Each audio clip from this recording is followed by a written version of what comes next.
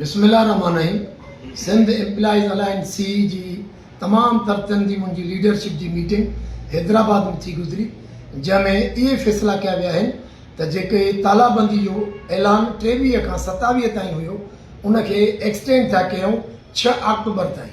इहो इन जे करे त सिंध गवर्नमेंट कंहिं क़िस्म जो सी जी लीडरशिप सां न राब्तो कयो आहे, न सिंध गवर्नमेंट को सीरियस इन जो इतिजाज जो नोटिस वरितो आहे। इन जे करे सभिनी दोस्तनि खे अपील आहे त लॉकडाउन जीअं एज़ इट इज़ हुयो उहो कंटिन्यू 6 अक्टूबर ताईं हलंदो।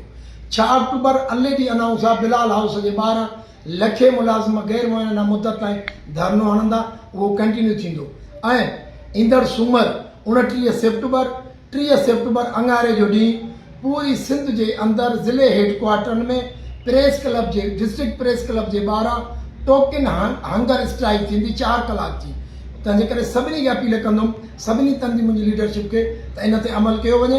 ऐं उन खां अलावा मां हिन प्लेटफॉर्म तां सी जे प्लेटफॉर्म तां हेल्थ डिपार्टमेंट में जेतिरियूं तंज़ीमूं स्पेशली ग्रैंड हेल्थ अलायंस जी लीडरशिप, सेक्रेटरीट जे मुलाज़िमनि जी सेनवा ऐं यूनिवर्सिटीज़ जे अंदरि teaching staff, non teaching staff, teacher association खे गुज़ारिश थो कयां त जीअं पूरी सिंध लॉकडाउन में ऑफिसूं इदारा सभु बंदि आहिनि, तव्हां बि महिरबानी करे पंहिंजे भाइरनि सां गॾु थी इन लॉकडाउन ते अमल करायो।